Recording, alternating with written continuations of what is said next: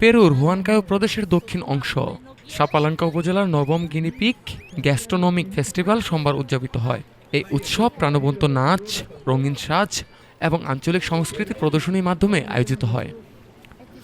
উৎসবের কুই ফ্যাশন প্রতিযোগিতায় অংশগ্রহণকারীরা তাদের পোশাক গিনিপিগকে স্থানীয় ঐতিহ্যবাহী পোশাকে সাজিয়েছেন। পরে অংশগ্রহণকারীরা নাচের মাধ্যমে দর্শকদের মনোযোগ আকর্ষণ করেন।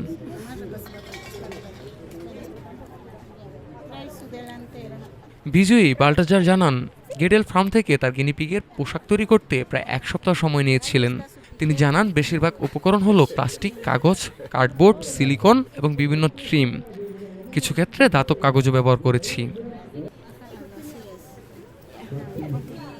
উৎসবের অংশ হিসেবে গ্যাস্ট্রোনমিক প্রদর্শনী ছিল, যেখানে অংশগ্রহণকারীরা গিনিপিগের মাংস দিয়ে তৈরি ঐতিহ্যবাহী খাবারের স্বাদ গ্রহণের সুযোগ পান। সাপালাঙ্গা জেলার মেয়র মিগুয়েল পাইতান বলেন, এই ধরনের উৎসবের মূল উদ্দেশ্য হল পর্যটককে উৎসাহিত করা। এটি নিশ্চিত করা যে প্রযোজক কেবল কাঁচামাল বিক্রি নয়, বরং খাদ্যের মাধ্যমে তা রূপান্তরিত করবে। পেরুর কুই উৎসব বার্ষিকভাবে উদযাপিত হয় এবং এটি আঞ্চলিক সাংস্কৃতিক এবং খাদ্য ঐতিহ্যকে সম্মান জানায়। কুইনা পিগ কেবল প্রোটিনের উৎস নয়, এটি পারিবারিক ঐক্য, সমৃদ্ধি এবং পেরুভিয়ান মানুষের ঐতিহ্যের প্রতীক হিসেবেও গুরুত্বপূর্ণ ভূমিকা রাখে। News desk, Dhaka today.